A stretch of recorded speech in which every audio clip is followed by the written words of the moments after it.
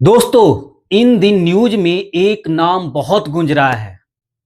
FCRA bill. आप सोच रहे होंगे कि सरकार आखिर इस बिल में क्या ऐसी लाई है जो विपक्ष के बड़े बड़े नेता और एनजीओ संस्था का नींद उड़ा के रख दिया है।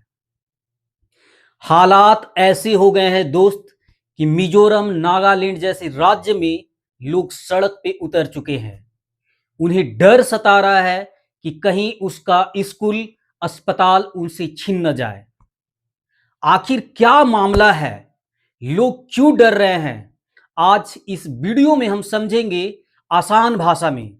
इसीलिए आप अंत तक बने रहिएगा। आपको पूरा समझ में आएगा कि एफसीआरए बिल है क्या, लोग क्यों डर रहे हैं और एनजीओ जैसे संस्था खास करके क्यों डर रहे हैं। सबसे पहले समझते हैं कि एफसीआरए है क्या। मान लीजिए कि आप एक एनजीओ चलाते हैं और आपको अमेरिका और लंदन जैसे देश से चंदा मिलता है। तो आप ये चंदा डायरेक्ट अमेरिका और लंदन जैसे देशों से नहीं ले सकते हैं। यही चंदा का निगरानी भारत सरकार एक नियम के तहत करती है। इसी नियम को बोला जाता है एफसीआरए कानून या एफसीआरए नियम। दोस्त, यह नियम कानून 1976 में बन गया था, इमरजेंसी के समय।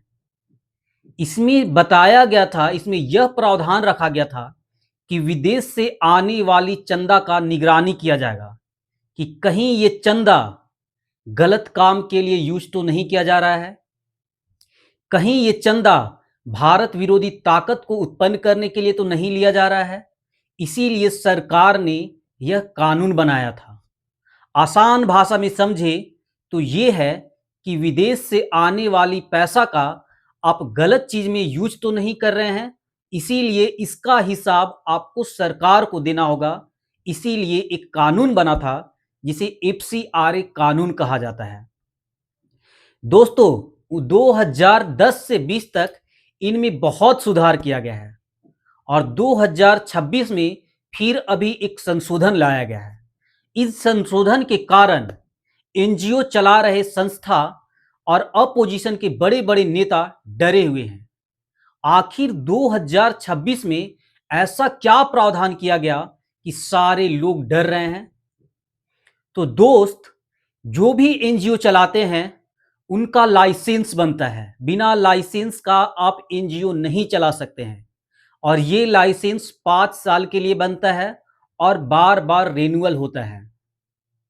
तो सरकार ने इसमें एक नया प्रावधान ऐड किया है कि अगर आपका लाइसेंस खत्म हो जाएगा, अगर आप रिन्यूअल नहीं करवाते हैं, तो आपके द्वारा जो चंदा के द्वारा जो बना हुआ अस्पताल है, हॉस्पिटल है या कोई भी चीज है, वो सरकार के अंदर आ जाएगी, उस पे सरकार कब्जा कर लेगी। इसीलिए आपको रिन्यूअल करवाना पड़ेगा या तो लाइसेंस लेना पड़ेगा। अपोजिशन का कहना है कि ये कहीं ना कहीं अल्पसंख्यकों को प्रताड़ित करने के लिए बनाया जा रहा है कानून। कहीं ना कहीं एनजीओ संस्था को दबाने के लिए कानून बनाया जा रहा है कि एनजीओ संस्था को ये सब धमकी देकर दबा देंगे और अपने पक्ष में कर लेंगे। वहीं पे जो एनजीओ लोग हैं उनका ये डर सता रहा है कि ऐसा न हो कि हमारे द्वारा जो अस्पताल बनाया गया है, हमारे द्वारा जो स्कूल बनाया गया है, वो बिना कोर्ट की मर्जी के सरकार अपने हाथ में ले ले और उन्हें बेच दे या अपने इशारों पर चलाए। उनका कहना भी सही है दोस्तों। ऐसा प्रावधान होना चाहिए कि जो लोग लाइसेंस नहीं बना पा रहे हैं उनके तहत कोर्ट के द्वारा उनकी संपत्ति को या उसके द्वारा बनाए गए अस्पताल को आप कब्जा कर सकते थे। भारत सरकार का कहना साफ है कि ऐसा कानून ब्रिटेन, लंदन, अमेरिका जैसे देशों में बन चुका है, तो भारत में क्यों नहीं बनेगा? और यह कानून तो साफ बोलता है कि जो चंदा आ रहा है उसमें कितनी पारदर्शिता है। आप क्या कर रहे हो चंदा का, उसका ब्यौरा दीजिए। तो आप डर क्यों रहे हो? ये सरकार का कहना है। वहीं विरोधी पक्ष का कहना है कि ऐसा कानून लाकर सरकार उन्हें दबाएगी, एनजीओ को दबाएगी और अपने हितों के लिए काम करवाएगी।